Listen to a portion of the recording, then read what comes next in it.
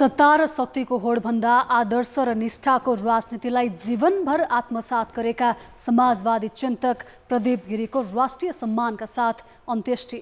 गान्धीवादी नेता गिरीको उच्च आदर्शप्रतिको सम्मानमा हाम्रो पनि श्रद्धासुमन। कान्तिपुर समाचारमा आज मुलुकका अधिकांश विमानस्थलको अवस्था बिजोग। 50 जिल्लामा 5 देखि 12 वर्ष उमेर समूहका 16 लाखभन्दा बढी बालबालिकालाई कोरोना विरुद्धको खोप अभियान सुरु।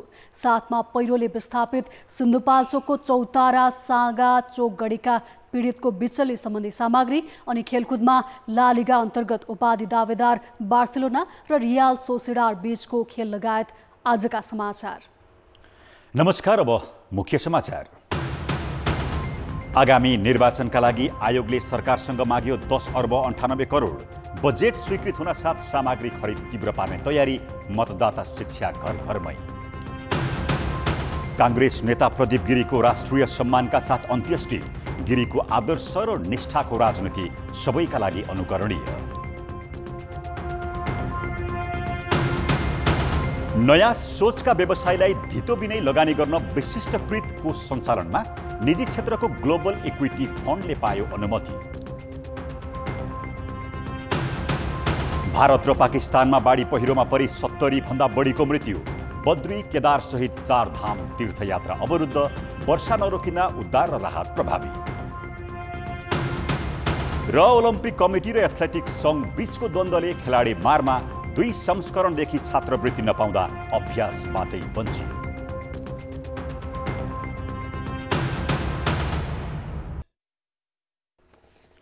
मङ्सिर 4 गते हुने चुनावका लागि निर्वाचन आयोगले सरकारसँग झण्डै 11 अर्ब बजेट माग गरेको छ। आयोगले आज बजेट प्रस्ताव गरेर स्वीकृतिका लागि अर्थ मन्त्रालय पठाएको हो। आयोगले प्रदेश र प्रतिनिधि सभा निर्वाचन सम्पन्न गर्न 10 अर्ब 98 करोड 98 लाख 70 हजार 500 रुपियाँ बजेट माग गरेको हो। सबैभन्दा बढी 6 अर्ब 2 करोड 93 लाख आयोगको कार्यालय व्यवस्थापन, मतदान केन्द्र तथा जनशक्तिका लागि माग गरिएको छ। राजनैतिक दल व्यवस्थापन खर्चमा 2 करोड 4 लाख मागिएको छ। त्यस्तै सामग्री खरिदका लागि 2 अर्ब 3 करोड 23 लाख, अनुगमन तथा वैदेशिक सम्बन्ध खर्चका लागि 11 करोड 5 लाख चाहिने आयोगको प्रस्ताव छ।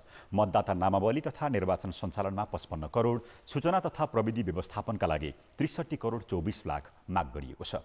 आयोगले निर्वाचन शिक्षा, सूचना तथा तालिमका लागि 69 करोड 93 लाख, प्रशासनिक खर्चका लागि 89 करोड 48 लाख तथा समीक्षा र प्रतिवेदनका लागि 2 करोड 5 लाख माग गरेको छ। अर्थ मन्त्रालयबाट निर्वाचन बजेट स्वीकृति हुनासाथ सामग्री खरिद लगायत चुनावको काम तीव्र पार्ने आयोगका प्रवक्ता शालिग्राम शर्मा पौड्यालले जानकारी दिए। त्यसैगरी आयोगले जनशक्ति व्यवस्थापन निर्देशिका 2079 स्वीकृत गरेको छ। चुनावमा करिब 2 लाख जनशक्ति लाग्ने उसको अनुमान छ। यसैबीच आयोगले प्रतिनिधि सभा र प्रदेश सभा निर्वाचनका उम्मेद्वारको मात्र चुनाव चिन्ह मतपत्रमा समावेश गर्ने भएको छ। यसअघिको स्थानीय तह निर्वाचनमा उसले आयोगमा दर्ता भएका दल र स्वतन्त्र उम्मेद्वारका लागि भन्दै अतिरिक्त चिन्ह राखेर मतपत्र छपाई गरेको थियो। त्यसैगरी आयोगले 165 प्रतिनिधि सभा, प्रदेशतर्फ 330, 7 प्रदेशका लागि 7 र 1 समानुपाती गरी जम्मा 503 प्रकारका मतपत्र छाप्ने भएको छ। आयोगले चुनावको दिन 4 वटा मतपत्रका लागि छुट्टा छुट्टै मतपेटिका राख्ने भएको छ।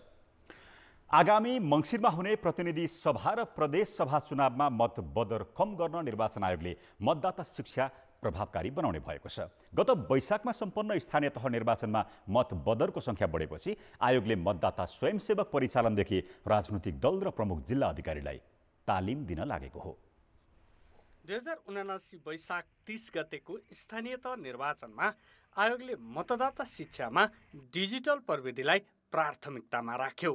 त्यो निर्वाचनमा पालिका प्रमुख र अध्यक्षमा 9% भन्दा बढी तथा उपप्रमुख र उपाध्यक्षमा 16% भन्दा बढी मत बदर भयो। मत बदरको यो गम्भीर तथ्याङ्कले चुनौती थपिएपछि आयोगले अहिले घर दैलोमै मतदाता स्वयंसेवक परिचालन गर्ने तयारी थालेको छ। मतदाता शिक्षाका लागि नगर र गाउँपालिकाका 6500 वडामा मतदाता शिक्षा स्वयंसेवक खटाउनेदेखि रेडियो टेलिभिजनमा सन्देश र साङ्गीतिक कार्यक्रम समेत हुनेछन्। डिजिटल प्लेटफर्ममा एक्सेस नभएको समुदायहरूलाई कसरी निर्वाचन आयोग पुग्ने, कसरी निर्वाचन शिक्षा अथवा मतदाता शिक्षा पुर्याउने भन्ने कुरामा पनि आयोगले व्यापक छलफल गरिरहेछ। त्यस्तो समुदायहरूमा पुग्नका लागि पनि केही न केही उपायहरू गर्नुपर्छ भन्ने सोचमा आयोग छ। मतदाताले प्रतिनिधि सभामा प्रत्यक्ष र समानुपातिक गरी 2वटा र प्रदेश सभातर्फ पनि त्यसरी नै अलग अलग 2वटा मतपत्रमा मत हाल्नुपर्नेछ। धेरैभन्दा धेरै मतदातालाई भोट हाल्ने वातावरण बनाउनु र मतबदर जति सक्यो कम गर्नु आयोगको चुनौती हो। त्यसैले आयोगले राजनीतिक दलका प्रतिनिधिलाई र शान्ति सुरक्षादेखि चुनावी निरीक्षणमा खटिने प्रमुख जिल्ला अधिकारीलाई पनि तालिम दिँदैछ। स्थानीय तह निर्वाचनको बदरमत सङ्ख्याले पनि आयोगलाई मतदाता शिक्षामा ध्यान दिनुपर्ने देखिएको हो।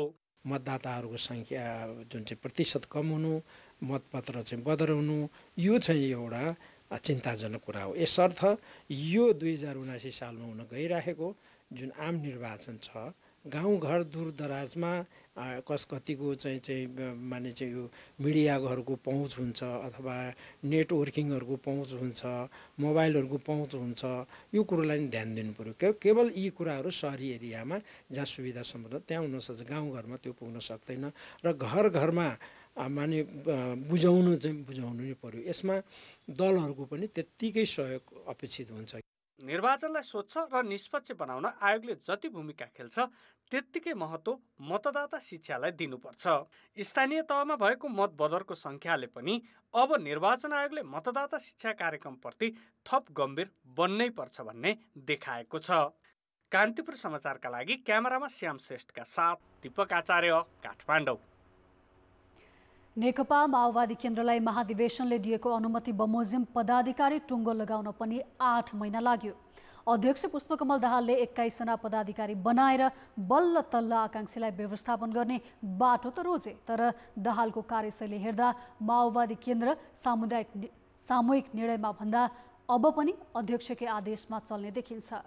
गत पुसमा महाधिवेशन गरेको माओवादी केन्द्रले अहिले भदौमा बल्ल पदाधिकारी टुङ्गो लगायो, तर निर्णय प्रक्रिया सामूहिक र पदाधिकारीको भूमिका निर्णायक हुने सम्भावना भने अहिले पनि अति न्यून छ। त्यसको कारण हो 2052 फागुन 1 मा सशस्त्र सङ्घर्ष थाल्नु अघिदेखि अहिलेसम्म अध्यक्ष पुष्पकमल दाहाल नै सर्वसर्व हुनु। त्यसो त माओवादीलाई बहुपदीय संरचनामा लाने प्रयत्न र अभ्यास पनि अपेक्षित सफल भएको देखिन्न।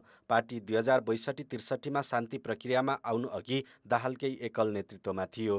2069 सालको हेटौँडा महाधिवेशनदेखि बहुपदको अभ्यास थालेको हो, तर माओवादीभित्रको टुटफुट र एकताको श्रृङ्खलाले भएकै शक्ति टिकाउन सकेन। अहिले 21 जना पदाधिकारी सहित स्थायी पोलिट ब्युरो र केन्द्रीय समितिको संरचना भए पनि निर्णायक भने अध्यक्ष दाहाल नै देखिन्छन्। हाम्रो कार्यविभाजन चाहिँ सामान्य प्रकारको प्रशासनिक खालको कार्यविभाजन मात्रै हो। चाहिँ नीति निर्णय लिने क्रममा अध्यक्षको नेतृत्वमा नीतिको नेतृत्व पनि अध्यक्षले गर्नुहुन्छ, विचार र सङ्गठनको नेतृत्व पनि अध्यक्षले गर्नुहुन्छ।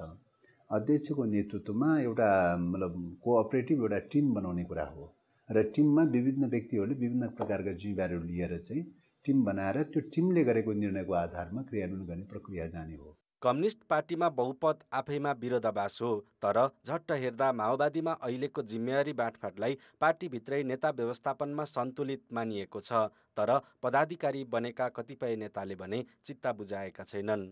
कतिपय कुराहरू त्यो मिलिरहेको छैन पनि।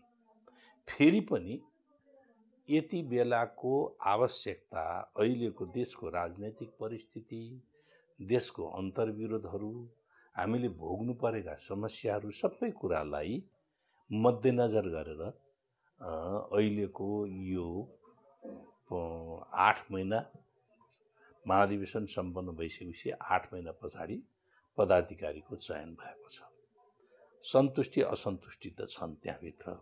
मङ्सिरमा हुने चुनावमा एकता र सामूहिक कार्यशैलीको सन्देश दिने गरी अध्यक्ष दाहालले पदाधिकारीको टुङ्गो लगाएका छन्। अब पदाधिकारीलाई दाहालले निर्णय प्रक्रियामा कसरी अघि बढाउँछन् त्यो भने उनको कार्यशैलीमा भर पर्नेछ।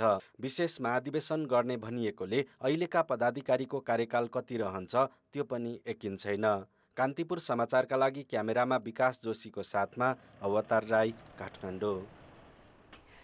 चिकित्सा शिक्षा पढाउने शिक्षकको पद र उमेर हदमा एकरूपता ल्याउन चिकित्सा शिक्षा आयोगले न्यूनतम योग्यता सम्बन्धी मापदण्ड जारी गरेको छ। तर आयोगको नयाँ मापदण्ड र चिकित्सा शिक्षा दिने विश्वविद्यालय तथा प्रतिष्ठानको मापदण्ड बाजिएपछि शिक्षकहरू अन्योलमा परेका छन्। विश्वविद्यालय तथा प्रतिष्ठानहरूमा चिकित्सा शिक्षा सम्बन्धी MBBS, BDS, नर्सिङ, आयुर्वेद तथा पारामेडिकल तर्फका विभिन्न विषयहरूको पढाइ हुन्छ। तर ती शिक्षण संस्थाहरूमा शिक्षकहरूको पद नाम र उमेर हद फरक छन्। त्यसमा एकरूपता ल्याई सिट निर्धारणमा टेवा पुर्याउने उद्देश्यले चिकित्सा शिक्षा आयोगले शिक्षकको न्यूनतम योग्यता सम्बन्धी मापदण्ड जारी गरेको हो, जस अनुसार चिकित्सा विधाका शिक्षक हुन न्यूनतम स्नातकोत्तर तह हुनुपर्ने तोकिएको छ भने उपप्राध्यापक, सहप्राध्यापक र प्राध्यापक गरी 3 तहमा वर्गीकरण गरिएको छ। शिक्षकको उमेर हद 70 वर्ष निर्धारण गरिएको छ। अहिले हामीले यो चिकित्सा शिक्षा आयोगले बनाएको शिक्षकहरू सम्बन्धीको मापदण्ड 3वटा कुराहरूमा यसले लक्षित गरेको छ। एउटा फ्याकल्टीहरूको पद, अर्को चाहिँ उहाँहरूको न्यूनतम शैक्षिक योग्यता, र तेस्रो चाहिँ साइन्टिफिक पेपरहरूको पब्लिकेसन। यी 3टा कुरालाई ध्यान दिएर एकरूपता ल्याउने प्रयास गरेको छ। सहप्राध्यापक बन्न कम्तीमा 5 वर्ष उपप्राध्यापक भएको 4वटा अनुसन्धान पत्र प्रकाशन गरेको र प्राध्यापक हुन सहप्राध्यापकमा 5 वर्ष काम गरिसकेको तथा 6वटा अनुसन्धानमूलक लेख प्रकाशन गर्नुपर्ने बाध्यकारी व्यवस्था छ। यसअघि विश्वविद्यालय र प्रतिष्ठान अनुसार अलग अलग व्यवस्था थिए भने अनुसन्धानमूलक लेख प्रकाशन गर्नुपर्ने बाध्यता थिएन। त्रिभुवन विश्वविद्यालयका शिक्षकको उमेर 63 वर्ष पुगेपछि स्वत अवकाश हुने प्रावधान भएकाले आयोगको नयाँ व्यवस्थाले दुविधा उत्पन्न भएको प्राध्यापकको बुझाइ छ। हामीहरूको चाहिँ शिक्षकको निश्चित उमेर छ, जस्तो पेन्सनको लागि भनेर हामी चाहिँ 63 वर्षसम्म मात्रै हामी काम गर्न पाउँछौँ। 63 पछि चाहिँ रिटायर्ड हुन्छौँ। तर चिकित्सा शिक्षा आयोगले चाहिँ 70 वर्ष भनेर एकचोटि सबै विश्वविद्यालय प्रतिष्ठान भनेर चाहिँ निकालेको छ। त्यो भइसकेपछि अब हाम्रो उमेर के हुन्छ भन्ने त्यो हामीलाई पनि अलिकति कौतूहलको विषय भएको छ। चिकित्सा शिक्षाका बेसिक साइन्स लगायतका केही फ्याकल्टीहरूमा दक्ष अनुभवी शिक्षकको अभाव छ।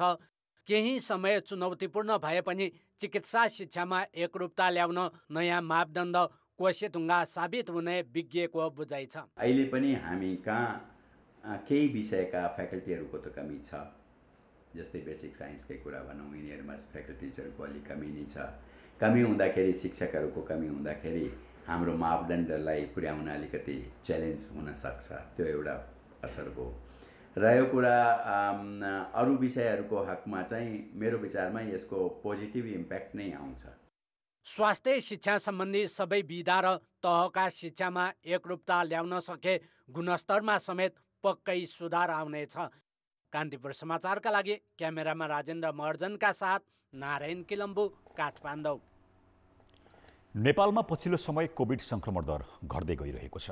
साउन यता बढ्न थालेको संक्रमण दर भदौ लागेसँगै घट्न थालेको हो। साउन 1 यता 10% भन्दा माथि रहेको संक्रमण दर साउन 22 मा उच्च बिन्दुमा पुगेको थियो। उक्त दिन 22.63% थियो। अहिले 10 देखि 11% को हाराहारीमा झर्न थालेको छ। संक्रमण बिस्तारै घट्दै जाने र भदौ दोस्रो सातासम्ममा 5% भन्दा कम हुने अनुमान स्वास्थ्य मन्त्रालयको छ।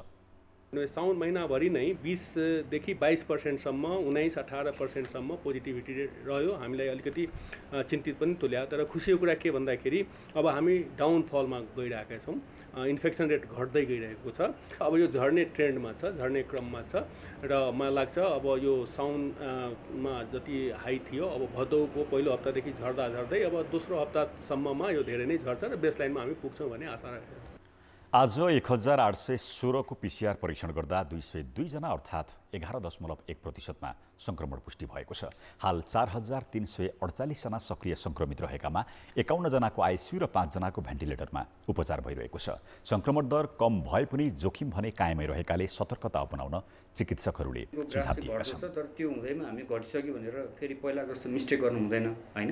अनि त्यसै कारणले हामीले जे गरिरहेको छौँ त्यसले काम गरिरहेको छ भन्ने हिसाबले हामीले त्यो मास्क लगाउने, डिस्टेन्स मेन्टेन गर्ने पर्यो र साथसाथै भ्याक्सिनेसनले पनि मान्छेहरूलाई बचाएको त्यो भ्याक्सिनेसन यदि छुटेको छ अथवा बुस्टर लगाउन छुटेको छ भने त्योतिर पनि ध्यान दिनु पर्यो। केही दिन यता सङ्क्रमितभन्दा सङ्क्रमण मुक्त हुनेको सङ्ख्या बढिरहेको छ। आज मात्र पनि 202 जनामा सङ्क्रमण देखिँदा 479 जना सङ्क्रमणमुक्त भएका छन्। सरकारले आजबाट 50 जिल्लाका 5 देखि 12 वर्ष उमेर समूहका 16 लाखभन्दा बढी बालबालिकालाई कोभिड विरुद्धको खोप दिन सुरु गरेको छ। आजबाट भोजपुर, बारा, बागलुङ, कपिलवस्तु, पश्चिम रुकुम, अछाम लगायतका 50 जिल्लाका बालबालिकालाई खोप दिन थालिएको हो। पहिलो चरणमा 27 जिल्लाका 21 लाखभन्दा बढी बालबालिकालाई कोभिड विरुद्धको दुवै डोज खोप दिइसकिएको छ भने दोस्रो चरणमा आजदेखि 11 गतेसम्म 50 जिल्लाका 16 लाखभन्दा बढी बालबालिकाले पहिलो डोज पाउने स्वास्थ्य मन्त्रालयले जनाएको छ। आज पहिलो डोज पाएकाहरूले भदौ 27 देखि असोज 1 गतेसम्म दोस्रो डोज पाउनेछन्। सरकारले आजबाट सुरु गरेको अभियानका लागि विश्व स्वास्थ्य सङ्गठनबाट 28,84,500 डोज खोप प्राप्त गरेको छ। समाचारमा पुनः स्वागत छ। नेपालमा अहिले 53वटा विमानस्थल रहेकोमा 34वटामा मात्रै नियमित आन्तरिक उडान हुन्छ। ठूलो रकम खर्चेर बनाइएका अन्य 19वटा विमानस्थल उपयोगविहीन छन्। अझै नागरिक उड्डयन प्राधिकरणले थप 3वटा विमानस्थलको सम्भाव्यता अध्ययन गर्न रकम छुट्याएको छ। भएकै विमानस्थलको विकासमा जोड दिनुको साटो सरकारको ध्यान नयाँ विमानस्थल थप्नेतर्फ मात्रै देखिएको छ। 53वटा विमानस्थलमध्ये रुकुम, दार्चुला, रोल्पा, मनाङ, महेन्द्रनगर, जिरी, कालीकोट, ढोरपाटन सहित 19वटा विमानस्थलमा उडान हुँदैनन्। अर्घाखाँची विमानस्थल निर्माणाधीन छ भने नागरिक उड्डयन प्राधिकरणले थप 5वटा विमानस्थलको सम्भाव्यता अध्ययन गर्न 6 करोड बजेट छुट्याएको छ। नयाँ विमानस्थल थपिने क्रम यतिमै सीमित छैन। काभ्रे, गुल्मी, दाङ, धनकुटा, सोलुखुम्बु, हुम्ला, पाँचथर, प्युठान, तेह्रथुम, उदयपुर र मुस्ताङमा पनि विमानस्थल बनाउन प्रस्ताव छ। राजनीतिक पहुँच र स्वार्थ समूहको दबावमा विमानस्थल बनाउने होडबाजी नै छ। यसका कारण पनि सरकारी निकाय निरीह बन्ने गरेको छ। म मन्त्री भएको बखत म एउटा विमानस्थल हुनैपर्छ भन्ने किसिमको जुन एउटा किसिमको तपाईँको एउटा चाहिँ साइकोलोजी छ, त्यसले गर्दाखेरि पनि तपाईँको चाहिँ यहाँ अलिकति काम गरेको छ। कतिपय कुराहरू नागरिक प्राधिकरणको हातमा पनि छैन। विमानस्थलको इजाजत हरेक कुराहरू भनेको अलिकति त्यो तपाईँको चाहिँ मन्त्री परिषदबाट नै गर्नुपर्ने कुराहरू भएकोले गर्दाखेरि चाहिँ माथिबाट भएको निर्णयहरू कहिलेकाहीँ हामीले मान्नुपर्ने अवस्था पनि हुनसक्छ। इलामको सुकिलुम्बा विमानस्थल सञ्चालनमा आएको केही महिनामै बन्द भयो। तारा एयरले 12वटा उडान गरेपछि व्यापारिक असफलता भन्दै उडान नै बन्द गर्यो। बागलुङको बलेवा एयरपोर्ट त बनेको 30 वर्षसम्म पनि सञ्चालनमा आएको छैन। 7 करोड रुपैयाँ लगानीमा 6 महिना अघि धावनमार्ग कालोपत्रे भयो, तर सबै पूर्वाधार कहिले बन्ने र कहिले नियमित उडान हुने ठेगान छैन। ताप्लेजुङको सुकेटार विमानस्थलमा पनि 2.5 महिनापछि शनिबार उडान भयो। यो विमानस्थल पाथिभरा मन्दिर दर्शनका लागि धार्मिक पर्यटन बढाउन भन्दै 2055 सालमा बनाइएको थियो। तर यतिका वर्षसम्म पनि उस्तै छ। मौसमकै कारण पनि यहाँको उडान टुङ्गो हुँदैन। र वर्षमा मेरो विचारमा धेरै बस्यो भने 20-25 फ्लाइट बस्ला। यति दुःख छ कि तपाईँको अब राज्यको स्तरबाट त्यो एयरपोर्टलाई चाहिँ अब 2A गर्यो भने चाहिँ र विस्तार गर्यो भने चाहिँ राम्रो हुन्छ। दुर्गममा 20 नटिकल माइल भन्दा नजिक अर्को विमानस्थल बनाउन नपाइने हवाई नीतिको पनि उल्लङ्घन भइरहेको छ। आवश्यकताका आधारमा हुनुपर्नेमा सोलुखुम्बुमा त 4वटासम्म विमानस्थल छन्। रनवे कालोपत्रे गरेकै भरमा विमानस्थल घोषणा हुने गर्छन्। केही महिनापछि घाँसे मैदान, घाम ताप्ने ठाउँ र गाईबस्तु चरन बन्ने गरेका यस्ता विमानस्थलहरूमा सुरक्षा जोखिम उत्तिकै छ। सेक्युरिटीका पर्सनहरूले बाटो रनवे क्रस गरिदिरहेको अवस्था छ। त्यहाँका कहिले स्थानीय निकायका मान्छेले बाटो रनवे क्रस गरिरहेको छ, गाई बस्तुले रनवे क्रस गरिरहेको छ, कुकुरले रनवे क्रस गरिरहेको छ। ओभरसुट गरेर जाँदाखेरि जोखिम पनि भयो। त्यसपछि फेरि एकचोटि घुमेर आएर फेरि ल्यान्ड गर्नुपर्ने अवस्था हुन्छ। त्यो हुँदाखेरि चाहिँ हामीले त्यस्तो अनुभवहरू चाहिँ गरेका छौँ। अब पार्किङसम्म प्यासेन्जरहरू पुगिरहनु भएको छ पहुँचको आधारमा। विमानस्थलको संख्या बढ्दै जाँदा अधिकांश स्थानमा विमानस्थलमा हुनुपर्ने सामान्य पूर्वाधार समेत छैनन्। यस्तो अवस्थामा विमानस्थलको स्तरोन्नति, पूर्वाधार र प्रविधि विकासमा ध्यान दिनुपर्ने देखिन्छ। कान्तिपुर समाचारका लागि क्यामेरामा गोविन्द खत्री र जिल्ला सहकर्मीहरू आनन्द गौतम र प्रदीप पन्तका साथमा शर्मिला खनाल, काठमाडौँ। अब जनताको आवाज। आज हामीले सातै प्रदेशमा सोधेका छौँ, दुर्गम क्षेत्रका विमानस्थल नियमित सञ्चालनका लागि कसले के गर्नु पर्ला?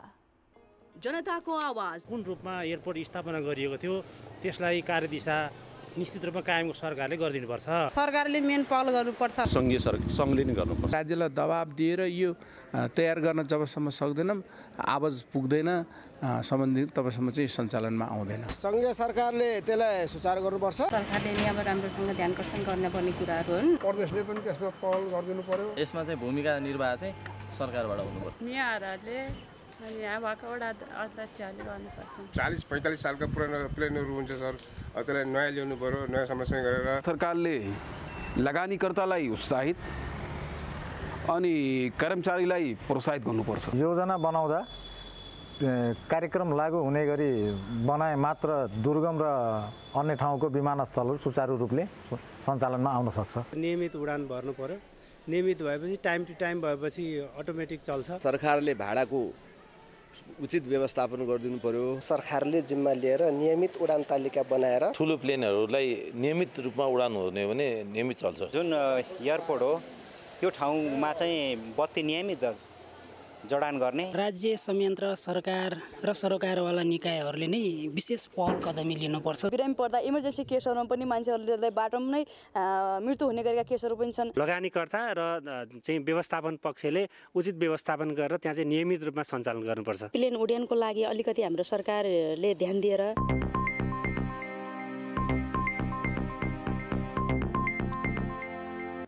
गत साता चौतारा साँगाचोक गढी नगरपालिकामा गएको पहिरोले दर्जनौं बस्तीका सयौं परिवार विस्थापित बनायो। पहिरोले घर तथा जग्गा जमिन बगाएपछि साँगाचोक, सुकुटे, जङ्गलछाप, जलकेनी, हर्रे र कार्कीटार लगायतका बस्तीका बासिन्दाको दैनिकी कठिन बन्न पुग्यो। अहिले घर पूर्ण क्षति भएकाहरू त्रिपाल र स्कुलमा शरण लिएका छन् भने घर डुबानमा परेकाहरू बालुवा पन्साएर आफ्नै बास खोजिरहेका छन्। सिन्धुपाल्चोक चौताराका पीडितलाई बाढी र पहिरोले पुरिएको घर सफा गर्न भ्याइ नभ्याइ छ। वर्षात अलि कम हुन थालेपछि पुरिएको घरभित्रका अन्नसँगै सामान निकाल्न र घर सफा गर्न स्थानीय दिनभर क्षतिग्रस्त क्षेत्रमा भेटिन्छन्। तर क्षति पुगेको घर सफा गर्न यहाँका स्थानीयलाई सहज भने छैन। लेदोहरू सबै सामानहरू सबै आएर चाहिँ घरको एक सतह चाहिँ सबै ढाकिदियो। त्यो चाहिँ अब हामीले अहिले सरसफाइ गरिसक्यौँ। अब यही छेउमा चाहिँ ठाडो खोलो भएको हिसाबले एकदमै जोखिम छ हामीलाई। 2 सातादेखि स्कुल, आफन्त र टेनमा बस्दै आएका पीडित परिवारले आफ्नो घर पहिरो र बालुवाले पुरिदा निकै शास्ति भोग्नु परेको छ। विभिन्न ठाउँमा आश्रय लिई बसेका उनीहरू अहिले आफ्नै घर फर्कन पाउने झिनो आशामा लेदोले पुरिएको घर सफा गर्न व्यस्त छन्। मानवीय क्षति चाहिँ भएको छैन। अब सम्पत्ति क्षतिहरू चाहिँ धेरै नै भइरहेको छ। गाडी बाटोमुनि लडेको छ, बाटोमा पहिरो लडेको छ, घर लडेको छ, मन्दिर लडेको छ। घरखेत बगाएपछि उनीहरू निराश छन्। वर्षात कम भएकाले पुरिएको घर खोतल्ने र बचेकुचेका सामग्री सङ्कलन गर्ने काममा पीडितको दिन बितिरहेको छ। मर्मत गर्न योग्य घरहरू खोलामा तटबन्ध बनाएर जोगाउन स्थानीय तहले काम अघि सारेको छ। कार्यविधि पनि बनाएर त्यस्ता मान्छेहरूको पनि, कमजोर मान्छेहरूका लागि हामीले पुनर्वासका लागि पनि हामीले सोचेका छौँ। बस्ती पनि सुरक्षित ठाउँहरूमा सार्न पर्नेहरूलाई पनि त्यो ढङ्गले सोचिरहेका छौँ। पहिरोले चौतारा साँगाचोक गढी नगरपालिकाका 12 घर पूर्ण रूपमा काम नलाग्ने गरी पुर्यो। 98 घर आंशिक रूपमा पुरेको छ। 165 घर परिवार विस्थापित छन्। आफ्नो सुरक्षित बासको व्यवस्था र जोखिममा रहेका बस्ती तत्काल जोगाउन स्थानीय सरकारले ध्यान दिनुपर्ने पीडितको माग छ। कान्तिपुर समाचारका लागि कमला पाखरिन, साँगाचोक, सिन्धुपाल्चोक। नेपाली कांग्रेसका नेता प्रदीप गिरीको पशुपति आर्यघाटमा अन्त्येष्टि गरिएको छ। गिरीको पार्थिव शरीरमा उनका छोरा सन्तोष सिलवाल गिरीले दागबत्ती दिएका छन्। गिरीको सम्मानमा नेपाल प्रहरीले सलामी अर्पण गरेको थियो। अन्तिम श्रद्धाञ्जलीका लागि प्रधानमन्त्री शेरबहादुर देउबा, प्रमुख प्रतिपक्षी दल एमाले अध्यक्ष केपी शर्मा ओली, गृहमन्त्री बालकृष्ण खाँड लगायत मन्त्रीहरू, विभिन्न राजनैतिक दलका नेता कार्यकर्ता, आफन्त, शुभचिन्तक तथा सर्वसाधारण पशुपति आर्यघाट पुगेका थिए। त्यसअघि उनको पार्थिव शरीर श्रद्धाञ्जलीका लागि नेपाली कांग्रेसको केन्द्रीय कार्यालय सानेपा र मेडिसिटी अस्पतालमा राखिएको थियो। पार्टी कार्यालय सानेपामा सभापति शेरबहादुर देउबा, उपसभापति पूर्णबहादुर खड्का, महामन्त्री गगन थापा, वरिष्ठ नेता रामचन्द्र पौड्याल लगायतले नेता गिरीको पार्थिव शरीरमा पार्टीको झण्डा उडाएर श्रद्धाञ्जली अर्पण गरेका थिए। विभिन्न राजनैतिक दलका नेताहरू पनि अन्तिम श्रद्धाञ्जलीका लागि सानेपा पुगेका थिए।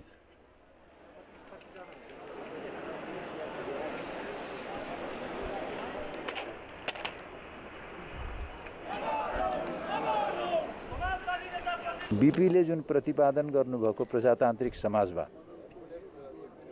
त्यसको व्याख्या जसरी उहाँले गर्नुहुन्छ नि त्यो मैले नेपालमा देखाएको छैन, कसैलाई देखाएको छैन। एउटै उचाइको राजनीतिक र बौद्धिक नेतृत्व यो सामान्यतया मुलुकहरूले पाउँदैनन् र गिरिजीको देहावसानले त्यो एउटा अपूरणीय क्षति हो। यो राष्ट्रिय राजनीति र बौद्धिक जगतमा यो ठुलो क्षति हो।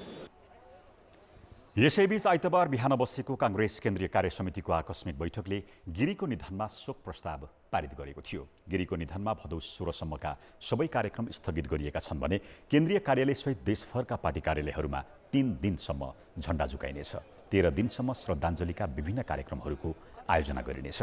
घाँटीको क्यान्सरबाट पीडित गिरी पछिल्लो पटक भारतमा उपचारपछि फर्किएका थिए। स्वास्थ्यमा समस्या आएपछि उनलाई साउन पहिलो साता ललितपुरको नक्खुस्थित मेडिसिटी अस्पताल भर्ना गरिएको थियो। घाँटीको क्यान्सरको संक्रमण शरीरका अन्य भागमा समेत फैलिएपछि शुक्रबारदेखि भेन्टिलेटरमा राखेर उपचार भइरहेकामा शनिबार राति 9:30 बजे निधन भएको थियो। गिरीको निधनमा राष्ट्रपति विद्यादेवी भण्डारीले गहिरो शोक व्यक्त गर्दै राज्यले एक विचारशील र सादगी नेता गुमाएको बताएकी छिन्। प्रदीप गिरी नेपाली कांग्रेसको नेताभन्दा बढी आदर्श राजनीति र अध्येताका रूपमा चिनिएका व्यक्ति हुन्। सांसद नै नभए पनि मन्त्री बन्न सत्ता र शक्तिको दुरुपयोग गर्ने लालच उनमा कहिल्यै देखिएन। संसदको अन्तिम लहरमा बस्ने र गम्भीर विषयवस्तु मात्रै बोल्ने गिरीले जब मूल्य मान्यता र दर्शनसहित संसदमा आफ्ना कुरा राख्थे सांसदहरू एकत्रित हुन्थे। सदनमा नहुनेहरू पनि उनलाई ध्यान दिएरै सुन्थे। तिनै गिरीका दर्शन र आदर्शका अभिव्यक्ति अब रेकर्डमा मात्रै रहनेछन्। संसद बैठकमा जाँदा अन्तिम बेन्चको विद्यार्थी जस्तै पछाडि बस्ने र अरूले बोलेको ध्यान दिएर सुन्ने प्रदीप गिरी जब बोल्थे सबैको ध्यान तानिहाल्थ्यो। समाजवादी चिन्तक अध्येता गिरी 2051 को मध्यावधि जितेपछि नेपाली कांग्रेसबाट 4 पटक संसदमा प्रतिनिधित्व गरे। सदनमा आफ्नो दल र नेता रिसालन् कि भन्ने चिन्ता उनमा हुन्न थियो। बरु लोकतन्त्र र राज्यका संस्था बलियो बनाउन के गर्नुपर्छ निर्धक्क भन्थे। उनी बोल्थे, अरू चुपचाप सुन्थे। नेताहरूले नै संविधान, परिपाटी र संस्थान बनाउँछन्। लिडर्सले इन्स्टिट्युसन्स बनाउँछन्। एक पटक इन्स्टिट्युसन्स बनिसकेपछि, संस्थान बनिसकेपछि सर्वोच्च अदालतको गरिमा, प्रतिनिधि सभाको गरिमा, विभिन्न अन्य लोकसेवा आयोगदेखि लिएर महान्यायाधिवक्ताको अफिसदेखि लिएर हिसाब किताब गर्ने संस्थानहरू गरिमा स्थापित भएपछि नेता चाहिँदैन। संविधान र संस्थानले मुलुक चलाइदिन्छ। यसको उदाहरण आज हामीले नेपालमा मात्र होइन, नेपालमा भने हेर्न पाएका छैनौँ। अमेरिकामा देखाएका छौँ, भारतमा देखाएका छौँ, स्विजरल्यान्ड देखाएका छौँ। त्यहाँ को राष्ट्रपति हुन्छ गौण हुन्छ, को प्रधानमन्त्री हुन्छ त्यो पनि गौण हुन्छ।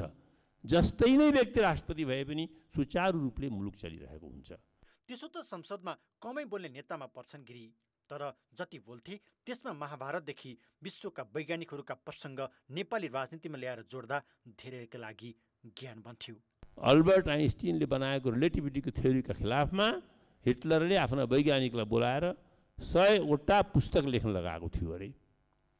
आइन्स्टिनले मुसुक्क हाँसेर भने अरे, म गल्ती भएको भए त एउटै पुस्तकले पुगिहाल्थ्यो, 100वटा पुस्तक किन चाहिएको थियो भनेर।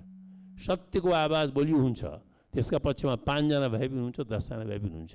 2075 सालमा केपी ओली नेतृत्वको तत्कालीन सरकारले जब क्यानाडा जान लागेका संस्कृत विश्वविद्यालयका उपकुलपतिलाई विमानस्थलबाट फिर्ता ल्याए, संसदमा 6 मिनेट बोल्दा सरकारलाई नै लज्जित बनाउने जवाफ फर्काए। प्रसाद कोइरालाको त्यो समस्या, एउटा नागरिकको अपमानको समस्या, अकारण कुलपतिलाई बेइज्जत गरेको समस्या मैले माथि उठाएको प्रश्नको जवाब हो। सरकार जनतासँग डराउँछ वा जनता सरकारसँग डराउँछ। संसदमा गिरीले बोल्दा शीर्ष नेताहरू पनि चुपचाप सुनेर बस्थे। 2076 सालको बजेटमाथि टिप्पणी गर्दा उनले आफ्नै दलका अर्थमन्त्रीको समेत आलोचना गरे। अर्थमन्त्रीहरूले धान र गहुँको फरक छुट्याउन नसकेको उनको टिप्पणी लाक्षणिक समेत थियो। लामो समयमा काङ्ग्रेसको शासनकालमा पनि अर्थमन्त्रीलाई विशेषज्ञको विषय बनाइयो। पिएचडी पास गरेका, बाहिरबाट पढेर आएका, तर नेपालको हकमा चाहिँ गहुँ र धानको फरक नबुझ्ने, नेपालको हकमा प्याजलाई पानी चाहिन्छ कि चाहिँदैन, आलुलाई पानी चाहिन्छ कि चाहिँदैन, यो दुईटा भन्न नसक्ने मानिसहरू हाम्रा सरकार पाला मन्त्री भए। कहिलेकाहीँ यस्तो प्रसङ्ग ल्याएर बोल्थे जुन सायद कतिपय सांसदहरूले सुनेकै हुँदैन थियो। महाभारतमा एउटा प्रश्न छ, दुनियाँको सबभन्दा ठुलो आश्चर्य के हो? युधिष्ठिरले उत्तर दिन्छन्, मानिस नित्य मरिरहेका छन्, तर कसैलाई पनि म मर्छु भन्ने पत्यार हुँदैन। हाम्रा आँखा अगाडि देख्छौँ हाम्रा साथीभाइ, हाम्रै उमेरका दाजुभाइ मरिरहेका छन्, तर म चाहिँ मर्छु भन्ने कसैलाई लाग्दैन। यो संसारको सबभन्दा ठुलो आश्चर्य हो। 2077 साल जेठमा मुलुक कोरोनाको सङ्कटमा थियो, तर सरकारको उदासीनताप्रति गिरीले संसदमा तत्कालीन प्रधानमन्त्री ओलीप्रति कटाक्ष गरे। मेरो 2 वर्ष पुगेको छ, 5 वर्ष बाँकी छ भन्नुभयो, अब 3 वर्ष बाँकी छ, तर नेभिल च्याम्बरलेनको पनि 3 वर्ष बाँकी थियो। त्यो तिथिमिति उहाँले हेर्नुभएको हुन्छ र उहाँको पार्टी नेभिल च्याम्बरलेनको पार्टी अल्पमतमा गएको थिएन। मैले फेरि सम्झना गराउँछु, तत्कालीन राष्ट्रिय सङ्कटमा उहाँलाई विपक्षले भन्दा पनि उनकै पार्टीका मान्छेले सम्झना गराएका थिए, बिदा बिदा बिदा चाहियो प्रभु भनेर। थप एउटा हुन्छ लोकतन्त्र, अर्को हुन्छ सङ्ख्यातन्त्र। त्यसलाई भन्छ सङ्ख्यातन्त्र। सङ्ख्या नेपाली कांग्रेस पार्टी थियो, तर गिरी आफ्नै दल र नेताहरूलाई जनउत्तरदायी बनाउन डराउँदैन थिए। 1 वर्ष अघि देउवा सरकारलाई गराएको सचेत नै उनको संसदमा अन्तिम बोली बन्यो। यसपटक यो सरकार असफल भयो भने शेरबहादुर असफल हुन्न, बुझ्नु सरकारवालाहरूले। यसपल्ट असफल भयो भने कदाचित संविधान असफल हुन्छ। संविधान असफल भएर पनि के बिग्दैन, व्यवस्था असफल हुन्छ। व्यवस्था असफल हुनु भनेको सोच्दा मात्र पनि कहाली लाग्छ मलाई। एकजना दार्शनिक नेता विलिन हुँदै गर्दा उनको पार्थिव शरीरमा झण्डा र फूल चढाएर श्रद्धाञ्जली दिनेहरूले स्वर्गीय प्रदीप गिरीबाट कति सिके त्यो उनीहरू नै जानुन्। तर पद र प्रतिष्ठाभन्दा इमान र निष्ठासँगै मुलुकप्रतिको समर्पण सबैलाई सिकाएर गिरीले संसार छाडेका छन्। कान्तिपुर समाचारका लागि क्यामेरामा पशुपति बुढाथोकीका साथमा रमेश धमला, काठमाडौँ। अर्थ र विकास। नयाँ व्यवसाय गर्नेहरूलाई लगानी गर्ने उद्देश्यले विशिष्टीकृत लगानीको सञ्चालनमा आएको छ। कोष सञ्चालनका लागि 17 संस्थाले आवेदन दिए पनि ग्लोबल इक्विटी फन्डले मात्र धितोपत्र बोर्डबाट सञ्चालनको अनुमति पाएको हो। के तपाईँले व्यवसायको नयाँ सोच भएर पनि रकम अभावमा काम सुरु गर्न सक्नुभएको छैन? त्यसो हो भने चिन्ता लिनु पर्दैन। अब तपाईँसँग विश्वसनीय योजना छन् भने ऋण दिने संस्था पनि खुलेका छन्। नयाँ व्यवसायको सोच भएकालाई लगानी गर्न ग्लोबल इक्विटी फन्ड नामक कम्पनीले अनुमति पाएको छ। निजी क्षेत्रले यस्ता नयाँ सोचमा लगानी गर्ने गरी कोष सञ्चालन गर्न 3 वर्ष अघि नै धितोपत्र बोर्डमा आवेदन दिएका थिए। जुन चाहिँ नि नवप्रवर्तन होइन, स्टार्टअपहरूको जुन चाहिँ नि यहाँ लगानी गर्ने त कुनै लगानीकर्ता नै छैन होइन, अझ पनि लगानीको कन्सेप्ट नै छैन। त्यस्ता खालका व्यापार व्यवसायहरूलाई लगानीको चाहिँ नि स्रोत हामीले दिने भयो होइन, त्यो एउटा भयो। दोस्रो चाहिँ नि डेफिनेटली पनि हामीले लगानी गर्ने जति पनि लगानी गर्ने कम्पनीहरू छ तिनीहरू चाहिँ कुनै पनि इम्पोर्ट बेस्ड होइन। हामी चाहिँ नि बेसिकली नेपालमै प्रोडक्सन गर्ने होइन, नेपालकै गुड्स एन्ड सर्भिसलाई चाहिँ नि क्रिएट गर्ने र सकेसम्म इम्पोर्टलाई सब्स्टिट्युट गर्ने खालका चाहिँ नि व्यापार व्यवसायमा हाम्रो लगानी हुन्छ। 30% पुँजी जुटाएपछि मात्रै बैंक तथा वित्तीय संस्थाहरूले ऋण दिन्छन्। सरकारले यस्ता नयाँ सोचका लागि लगानी गर्ने भनेर आर्थिक वर्ष 2076-77 को बजेटमै व्यवस्था गरेको थियो, जुन अहिलेसम्म कार्यान्वयनमा आउन सकेको छैन। नेपालको सन्दर्भमा नि नयाँ भएको दृष्टिकोणबाट चाहिँ केही कुराहरू यसमा लगानी गर्ने लगानीकर्ताको हित संरक्षणका कुराहरू ती विषयमा र केही चाहिँ अब यो कोषमा व्यवस्थापन गर्ने व्यवस्थापक र यसले ल्याउने चाहिँ कोषमा चाहिँ कन्फ्लिक्ट अफ इन्ट्रेस्ट पनि नहोस्, लगानीकर्ताको हित पनि सम्बोधन होस् भनेर केही विषयमा चाहिँ स्पष्ट पार्नुपर्ने थियो र त्यसैको क्रममा चाहिँ केही समय यसमा लागे तापनि अब बोर्डले चाहिँ सञ्चालन अनुमति पत्र दिने कार्य अगाडि बढाइसकेको छ। भेन्चर क्यापिटलले नयाँ खालको योजनामा लगानी गर्छ भने प्राइभेट इक्विटीले आफ्नो कोष मार्फत सञ्चालनमा रहेको तर रकम अभावमा आर्थिक सङ्कट बेहोरिरहेका कम्पनीमा ऋण तथा पुँजी लगानी गर्छ। तर नेपालमा सञ्चालनमा आएको यस्तो विशिष्टीकृत लगानी कोषले विदेशी लगानी भित्राएर काम अघि बढाउन भने सहज नरहेको विज्ञ बताउँछन्। नेपालको चाहिँ समस्या के देखियो भन्दा कम्पनी ऐन एकापट्टि छ, अब उसको चाहिँ धितोपत्र बोर्डको ऐन एकापट्टि छ, एफडिआई अर्कै खालको छ, अनि राष्ट्र ब्याङ्कको नीति कानुनमा पनि त्यो स्पष्ट व्यवस्था भेन्चर क्यापिटल लागि नभएको अवस्था छ अहिले, जसले गर्दाखेरि विदेशी लगानी चाहिँ भेन्चर क्यापिटलमा आउन सक्दैन। त्यसै गरी के छ भने नेपाल सरकारको जसरी सरकारले चाहिँ जसरी चाहिँ ब्याङ्क र वित्तीय संस्था र इन्सुरेन्सलाई चाहिँ नियमन गरेका छ पब्लिक फन्ड युज भएका कम्पनीहरूलाई, त्यसरी चाहिँ म्यानुफ्याक्चरिङ, ट्रेड सेक्टर, आइटी सेक्टरमा त्यस्तो खालको स्वायत्त निकाय छैन। छिमेकी मुलुक भारतमा सञ्चालनमा आएको करिब 10 वर्षपछि नेपालमा यस्तो कोष सञ्चालनमा आएको हो। बङ्गलादेश र पाकिस्तानमा भने 2015 देखि नै सञ्चालनमा आएका थिए। ढिलो गरी निजी क्षेत्र मार्फत सञ्चालनमा आएको यस्तो कोषले विदेशी लगानी भित्राउन नसक्ने देखिएकाले यसमा आवश्यक कानुनी सुधार जरुरी छ। कान्तिपुर समाचारका लागि क्यामेरामा गोविन्द खत्री र विनोद कोजुका साथ सुधिल पोखरेल, काठमाडौँ। अब जनमतको अन्तिम परिणाम। जनमतमा हिजो हाम्रो प्रश्न थियो, विलासिताका वस्तुको किनबेच किन कम भएको होला? ए, आम्दानी कम भएर, बी, उपभोग्य वस्तुमा खर्च बढ्दा, र सी, सरकारले कडाई गरेर। जनमतको अन्तिम परिणाम यस्तो छ, ए, आम्दानी कम भएरमा 68%, बी, उपभोग्य वस्तुमा खर्च बढ्दामा 12%, र सी, सरकारले कडाई गरेरमा 20%। अब आजको प्रश्न।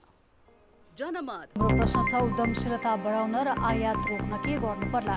ए, नयाँ सोचको व्यवसायलाई प्राथमिकता, बी, उत्पादनमूलक उद्योगमा लगानी, र सी, लगानी मैत्री नीति। जनमतको अन्तिम परिणाम भोलि साँझ 8 बजेको कान्तिपुर समाचारमा प्रसारण गर्नेछौँ। कृपया NEWS news space A, B वा सी टाइप गरी 34001मा SMS गरी आफ्नो मत व्यक्त गर्नुहोला। खेलकुद समाचार। कान्तिपुर खेलकुद समाचारमा स्वागत छ। अहिले अन्तर्राष्ट्रिय ओलम्पिक कमिटीको छात्रवृत्तिमा विभिन्न 10 खेलका खेलाडी पेरिस ओलम्पिक 2024को तयारी गरिरहेका छन्। तर ओलम्पिकको मुटु मानिने एथलेटिक्सका खेलाडी भने छात्रवृत्तिमा अटाउन सकेनन्।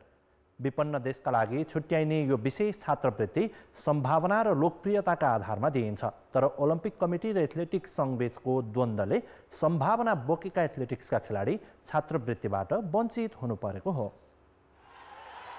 गत वर्ष टोकियो ओलम्पिकको तयारी गरिरहेका धावक गोपीचन्द्र पार्कीलाई अन्तिम समयमा युनिभर्सालिटी कोटाका लागि समेत योग्य नभएको भन्दै हटाइयो। यो विषयमा ओलम्पिक कमिटीले चित्त बुझ्दो कारण दिन सकेन भने एथलेटिक्स सङ्घको गैर जिम्मेवारी छर्लङ्ग भयो। अहिले पेरिस ओलम्पिक 2024को तयारीका लागि प्राप्त छात्रवृत्तिमा समेत ओलम्पिक कमिटीले एथलेटिक्स समेट्न उचित ठानेन। हरेक देशको सहभागिता निश्चित गर्न अन्तर्राष्ट्रिय ओलम्पिक कमिटीले एथलेटिक्स र पौडीलाई ओलम्पिकको युनिभर्सालिटी कोटामा अनिवार्य समेटेको छ। तर एथलेटिक्स पछिल्ला 2 संस्करणमा लगातार छात्रवृत्तिको कोटामा अटाइरहेको छैन। सङ्घका पूर्व अध्यक्ष समेत रहेका ओलम्पिक कमिटीका महासचिव नीलेन्द्र राज श्रेष्ठ र एथलेटिक्स सङ्घका वर्तमान अध्यक्ष राजीव विक्रम शाह बीचको टकरावले एथलेटिक्सका खेलाडी छात्रवृत्तिमा नअटाएको चर्चा छ। यो पटक परेन भन्दैमा हामीले एथलेटिक्सलाई नदिएको, एथलेटिक्ससँग रिस्क गरेको, यो कुरा चाहिँ के भने बाहिर पनि मलाई साथीहरूले गर्नुभएको थियो, त्यो चाहिँ पटकै होइन। हस्तक्षेपै भइराखेको छ। मेरो यो समेत 2 कार्यकाल भयो, हस्तक्षेपकै कारणले चाहिँ हामीलाई गाह्रो भइराखेको छ। उनीहरूको काम भनेको खेलकुदको प्रमोट गर्ने हो। ओलम्पिक कमिटीले हस्तक्षेप गरेको आरोप सङ्घले लगाइरहँदा सङ्घको निष्क्रियता पनि उदेक लाग्दो छ। पछिल्ला 2 कार्यकाल अध्यक्ष भएका शाहमाथि अपरिपक्व काम गरिरहेको आरोप पनि लाग्ने गरेको छ। समय दिन सक्नु भइरहेको छैन, टिमलाई चाहिँ ह्यान्डल गरेर अगाडि बढाइरहन सक्नु भएको छैन। उहाँको महासचिवलाई उहाँले केही पनि अख्तियारै दिनुभएको छैन। बाहिरबाट आएको इमेल सुत्दै हेर्ने अख्तियार छैन हैन। महासचिवलाई पङ्गु बनाएर राखिदिनु भएको छ। त्यसरी त अर्गनाइजेसन त चल्दैन हैन। अर्गनाइजेसनको अफिस पहिला खेलकुद परिषदभित्र थियो, उहाँ निकालेर आफ्नो घरमा लगेर राखिदिनु भएको छ। उहाँलाई भेट्नु पऱ्यो, उहाँसँग कुनै कार्यक्रम कुनै कुरा गर्नु पऱ्यो भने एक्सेस नै छैन हैन, न टेलिफोन उठ्छ। मैदान बाहिरको प्रशासनिक उल्झन र राजनीतिक खिचातानी नेपाली खेलकुदको पुरानो रोग हो। अहिले एथलेटिक्समा नतिजा खोज्न भन्दा पनि ओलम्पिक कमिटी र सङ्घ शक्तिको टकरावमै व्यस्त छन्। यसले खेलाडीको अभ्यासमा मात्र नभई प्रदर्शनमा समेत प्रभाव पारिरहेको छ। एउटा खेलाडीको अपेक्षित नतिजाका लागि पर्याप्त एक्सपोजर, अन्तर्राष्ट्रिय स्तरको अभ्यास तथा पूर्वाधार महत्त्वपूर्ण हुन्छन्। तर यसको जिम्मेवारी लिनुपर्ने निकाय व्यक्तिगत स्वार्थमै अल्झदा खेलाडीहरू विकल्प खोज्ने मनस्थितिमा पुगेका छन्। कान्तिपुर समाचारका लागि क्यामेरामा सञ्जय लुइटेल, मुरारी घिमिरे, गोविन्द खत्रीका साथ खेलकुद ब्युरोको रिपोर्ट। कान्तिपुर समाचार अहिलेलाई सकियो। कान्तिपुर टेलिभिजन हेर्दै गर्नुहोला। नमस्ते।